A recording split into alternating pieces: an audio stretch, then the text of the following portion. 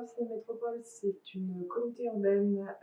qui donc compte 54 communes sur la pointe du Havre et 275 000 habitants et qui a développé un projet alimentaire de territoire, une stratégie globale de soutien à l'agriculture périurbaine et au développement de l'alimentation locale. Donc sur le projet alimentaire de territoire, les deux objectifs principaux sont de développer une économie alimentaire de proximité, donc de vraiment faire en sorte que l'alimentation favorise le développement d'emplois sur le territoire et d'emplois non délocalisables, et puis permettre que l'alimentation soit accessible à tous, notamment au public en difficulté,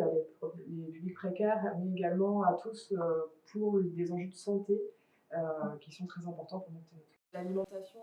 nous, on l'envisage vraiment sur tous les volets, donc du volet de la production en accompagnement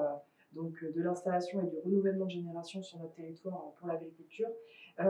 Toutes les étapes ensuite de transformation et de distribution de l'alimentation, où là, il y a des enjeux forts en termes de lutte contre le gaspillage alimentaire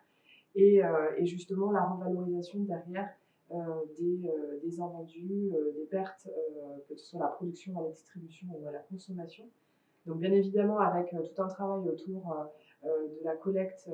et de la revalorisation des biodéchets avec différents projets en cours sur notre territoire, mais aussi à la recherche de limiter en amont le gaspillage alimentaire. Et dans ce sens, on accompagne actuellement la restauration collective des communes de notre territoire pour limiter le gaspillage alimentaire. Mais on travaille aussi avec des entreprises de notre territoire pour faire en sorte effectivement de limiter ce gaspillage. On a fait un travail notamment récemment avec Métro, Le Havre, donc la grande distribution des professionnels, pour travailler une filière de revalorisation des invendus de viande, qui sont très importants dans cette filière-là, pour retravailler, reconditionner la viande qui est vendue chez Métro et lui permettre d'être distribuée dans les circuits de dons alimentaires. Les acteurs de l'économie sociale et solidaire sont très fortement impliqués dans ces enjeux d'économie alimentaire de proximité et d'alimentation de qualité. Et donc c'est en partie sur ces acteurs qu'on s'appuie pour développer un certain nombre d'actions sur notre territoire, notamment une association qui développe un chantier d'insertion en maraîchage bio et une autre structure avec laquelle on travaille, qui est une coopérative d'activité et d'emploi, qui nous aide à travailler sur l'accompagnement à l'installation en maraîchage également sur notre territoire. Donc sur l'économie sociale et solidaire, les enjeux sur notre territoire, c'est bien sûr de favoriser l'emploi,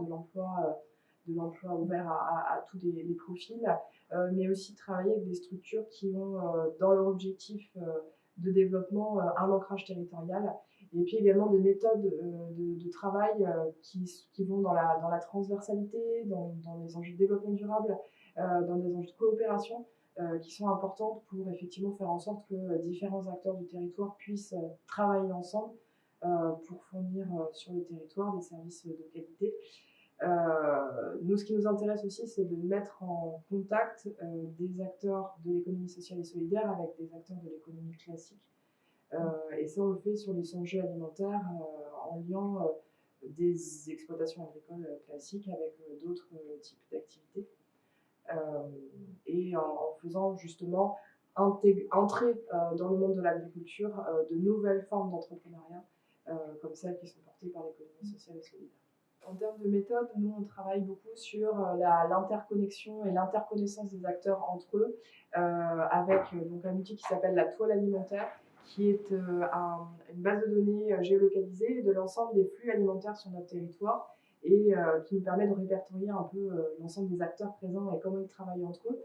Parmi ces acteurs de la chaîne alimentaire locale, il y a bien sûr des structures de l'économie sociale et solidaire et à travers l'organisation régulière de temps de rencontres professionnelles sur des thématiques un peu générales ou très particulières. En ce moment, on travaille sur l'enjeu de transformation et de distribution en circuit court des produits alimentaires